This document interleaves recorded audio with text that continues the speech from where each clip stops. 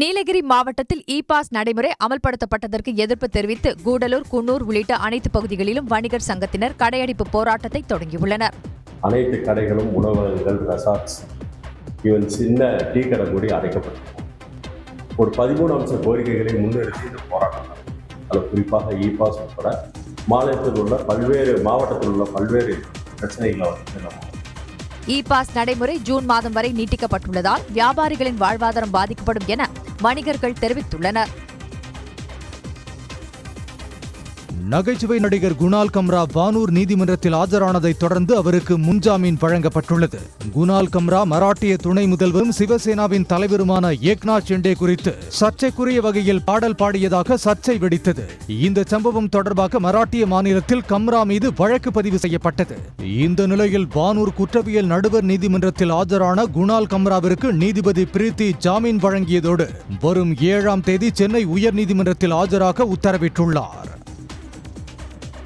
பிரதமர் மோடி வருகையை ஒட்டி ராமேஸ்வரம், பாம்பன் மீனவர்கள் 3 நாட்கள் கடலுக்கு செல்ல தடை விதிக்கப்பட்டுள்ளது. பாம்பன் புதிய ரயில் பாலத்தை திறந்து வைக்க பிரதமர் மோடி வரும் 6ஆம் தேதி தமிழ்நாடு வருகிறார். முன்னதாக 5ஆம் தேதி இலங்கை செல்லும் பிரதமர் மோடி அங்கு பல்வேறு நிகழ்ச்சிகளில் கலந்து கொண்டு அங்கிருந்து நேரடியாக பாம்பன் வருகிறார். பாம்பன் புதிய பாலம் திறப்புக்கு பின்னர் பிரதமர் மோடி ராமேஸ்வரம் கோயிலில் தரிசனம் செய்கிறார். பிரதமரின் வருகையை ஒட்டி ராமேஸ்வரம், பாம்பன், மண்டபம் மீனவர்கள் ஏப்ரல் 3ஆம் தேதி முதல் 6ஆம் தேதி வரை கடலுக்கு செல்ல தடை விதிக்கப்பட்டு கடலோர பாதுகாப்பு போலீசார் தீவிர ரோந்து பணியில் ஈடுபட்டுள்ளனர். பங்குனி கிருத்திகையையொட்டி திருத்தணி கோயிலில் சாமி தரிசனம் செய்ய ஒரே நேரத்தில் முண்டியடித்ததால் கடும் கூட்ட நெரிசல் ஏற்பட்டது. மயில் வாகனத்தில் முருகப்பெருமான் வீதி உலாவை தொடர்ந்து கோயிலுக்கு செல்ல ஏராளமானோர் குவிந்தனர். அப்போது போலீசாரின் கட்டுப்பாட்டையும் மீறி கோயிலில் புகுந்ததால் பக்தர்கள் பலரும் கூட்ட நெரிசலில் சிக்கி தவித்தனர். இதனால் சிறிது பரபரப்பு நிலவிய நிலையில் சில வாயில்களை மூடி போலீசார் நிலைமையை கட்டுப்படுத்தினர். இருப்பினும் கூடுதல் போலீசாரை பணியில் ஈடுபடுத்த பக்தர்கள் கோரிக்கை விடுத்துள்ளனர். கோடைக்காலம் தொடங்கியுள்ள நிலையில் ஏற்காடு மலைப்பகுதியில் 2 மாதங்களுக்கு கேம்ப் ஃபயர் தடை செய்யப்படுவதாக மாவட்ட ஆட்சியர் அறிவித்துள்ளார். விடுமுறை நாட்களில் சுற்றுலா பயணிகள் அதிகம் வர வாய்ப்புள்ளதாக எதிர்பார்க்கும் நிலையில் மாவட்ட ஆட்சியர், காவல்துறை, வனத்துறையினர் பங்கேற்ற ஆலோசனை கூட்டம் நடைபெற்றது. வனப்பகுதிகளில் தீ விபத்து ஏற்படுவதை தவிர்க்கவும் சுற்றுலா பயணிகள் பாதுகாப்புக்காகவும் கேம்ப் ஃபயர் தடை செய்யப்பட்டுள்ளது. மேலும் ஏற்காட்டில் 24 மணி நேரமும் ரோந்து செல்லவும் வனத்துறையினருக்கும் காவல்துறையினருக்கும் அறிவுறுத்தப்பட்டுள்ளது. திருவண்ணாமலை மத்திய பேருந்து நிலையம் அருகே சுகாதார சீர்கேட்டுடன் இயங்கி வரும் அம்மா உணவகத்தை மீண்டும் புதுப்பித்து பொதுமக்கள் பயன்பாட்டிற்கு கொண்டு வர வேண்டும் என சமூக ஆர்வலர்கள் கோரிக்கை விடுத்துள்ளனர். அங்குள்ள அம்மா உணவகத்தின் கட்டடம் மற்றும் மேற்கூரை சேதமடைந்திருப்பதோடு உணவு தயாரிக்க பயன்படுத்தும் கிரைண்டர், குடிநீர் சுத்திகரிப்பான் உள்ளிட்டவை பழுதடைந்துள்ளன.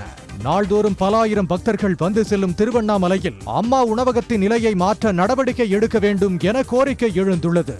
சமீப காலமாக பார்த்தீங்கன்னா ஆன்மீக நகர் மற்றும் நம்மள லட்சக்கணக்கான பக்தர் வராங்க. ஆந்திரா, கர்நாடகாலேருந்து எல்லாருமே பஸ் ஸ்டாண்ட் பக்கத்துலேயே இருக்கிறதால பார்க்குறாங்க, பார்த்துட்டு ஏமாந்து தான் போகிறாங்க. அம்மா உணவு செயல்பாட்டில் இப்படிப்பட்ட சூழ்நிலை மாவட்ட நிர்வாகம் தலையிட்டு அம்மா உணவகத்தை டெய்லியும் ஏழை மக்கள் பயன்பாட்டிற்கு கொண்டு வந்தால் நல்லாயிருக்கும். வேங்கை வயல் விவகாரத்தில் சிபிசிஐடி தரப்பின் வாதத்தை ஏற்று மனுதாரர் போராட்டம் நடத்த அனுமதி கோரிய மனுவை தள்ளுபடி செய்து சென்னை உயர்நீதிமன்ற மதுரை கிளை உத்தரவிட்டுள்ளது.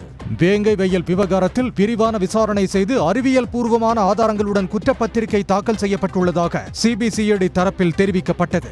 இதனை ஏற்றுக்கொண்ட நீதிபதிகள் வேங்கை வயல் விவகாரத்தில் மனுதாரர் ஆர்ப்பாட்டம் நடத்த காவல்துறை அனுமதி மறுத்தது சரியே என தெரிவித்தனர்.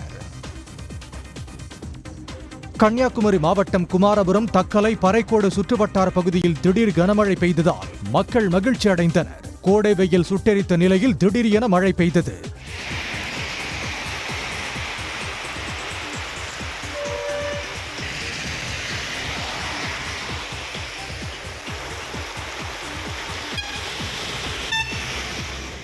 மேற்கு தொடர்ச்சி மலையோர பகுதிகளிலும் மேகமூட்டம் காணப்படுவதால் மாவட்டத்தின் பல்வேறு பகுதிகளில் சாரல் மழை அவ்வப்போது பெய்து வருகிறது. பழைய ஓய்வூதிய திட்டத்தை அமல்படுத்துவது, அலுவலக உதவியாளர்களுக்கு இணையான ஊதியம் உள்ளிட்ட 3 அம்ச கோரிக்கைகளை வலியுறுத்தி வருவாய் கிராம உதவியாளர்கள் 100க்கும் மேற்பட்டோர் பட்டுக்கோட்டை வட்டாட்சியர் அலுவலக வாசலில் காத்திருப்பு போராட்டத்தில் ஈடுபட்டனர். விருத்தாச்சலம் அருகே எருமனூர் கிராமத்தில் தூய்மையான குடிநீர் விநியோகிக்க வலியுறுத்தி பொதுமக்கள் காலி குடங்களுடன் ஊராட்சி ஒன்றிய அலுவலகத்தின் முன்பு ஆர்ப்பாட்டத்தில் ஈடுபட்டனர். கடந்த 3 மாதங்களாக குடிநீர் விநியோகம் சீராக இல்லை எனவும் தெரிவித்துள்ளனர். 1 மாதம் போல் வந்து தண்ணி வரல. அப்படியே தண்ணி வந்தாலும் அது வந்து ரொம்ப கலங்கலாக இருக்குது, ரொம்ப தூசாகவும் இருக்குது, பூச்சி கூட அதில் இருக்குது. அந்த தண்ணியை வந்து எங்களால் குடிக்க முடியல. மற்ற யூஸ்க்கு மட்டும் யூஸ் பண்ணிக்கலாம். அதில் வந்து அந்த தண்ணியில் வந்து பால் காய்ச்சினா திரிஞ்சிடுது. அப்போ அந்த பாலே வந்து திரிஞ்சு போகும்போது பிள்ளைங்க, சின்ன சின்ன பிள்ளைங்க, வயசானவங்க, பெரியவங்க எல்லாமே இருக்காங்க. இந்த தண்ணியை குடித்தா எங்களோட நிலைமை என்ன ஆகுது? இதுக்கு வந்து தண்ணிக்கு வந்து ஏற்பாடு பண்ணி தரணும். அதனால தான் இங்கே வந்திருக்கோம் நாங்கள். தஞ்சாவூரில் 1000 ஆண்டுகளுக்கு மேலாக நடந்து வரும் பாரம்பரிய விழாவான பச்சைக்காளி பவளக்காளி திருவிழா வெகு விமரிசையாக துவங்கியது. தஞ்சை மேலவீதியில் உள்ள கொங்கணேஸ்வரர் கோயில் மற்றும் சங்கர நாராயணன் கோவில்களில் இருந்து 2 காளிகளும் புறப்பட்டு வீடு வீடாக சென்று ஆசி வழங்கின. தஞ்சாவூர் வெண்ணாற்றங்கரை அருள்மிகு கோடியம்மன் திருவிழாவான பச்சைக்காளி பவளக்காளி திருவிழா மாசி மாதம் அல்லது பங்குனி மாதத்தில் பெரும் திருவிழாக நடைபெற்று வருகிறது. அது இப்பொழுது 3 நாளுக்கு நடைபெற்று இன்றுதான் புறப்பாடு நடைபெற்று வீதி உலா வருகின்றது. 2 நாட்கள் நடைபெறும் இந்த விழாவின் முக்கிய நிகழ்வான பச்சைக்காளி பவளக்காளி உறவாடும் நிகழ்வு இன்று இரவு நடைபெற உள்ளது. பட்டுக்கோட்டையில் நாடியம்மன் கோவில் பங்குனி திருவிழாவில் பக்தர்கள் மேளதாளம் முழங்க பால்குடம் சுமந்து அம்மனை வழிபட்டனர். காட்டுநாயக்கன் தெருவை சேர்ந்த பக்தர்கள் காசாங்குளம் சிவன் கோவிலில் இருந்து ஊர்வலமாக சென்றனர். அப்போது ஆண்களுக்கு இணையாக பெண்களும் தப்பாட்டம் ஆடினர். வெண்ணெய் முட்டும் தப்பாட்டம் பார்வையாளர்களை வெகுவாக கவர்ந்தது.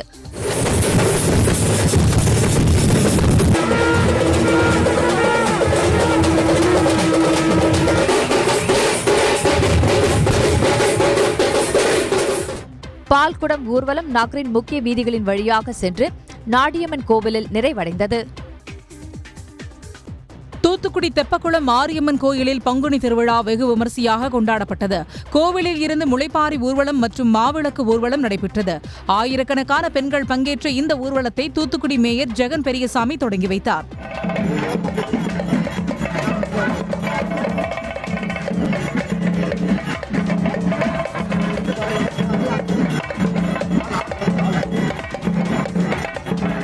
ஊர்வலத்தை தொடர்ந்து மாரியம்மனுக்கு சிறப்பு பூஜை செய்யப்பட்டது.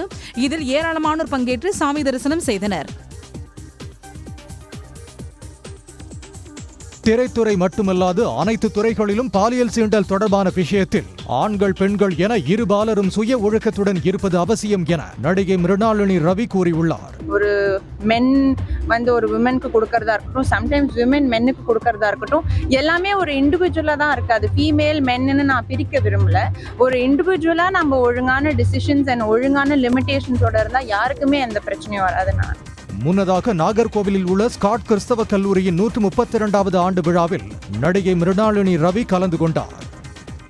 உடனுக்குடன் செய்திகளை தெரிந்து கொள்ள சன் நியூஸ் பெல் ஐகானை கிளிக் பண்ணுங்க.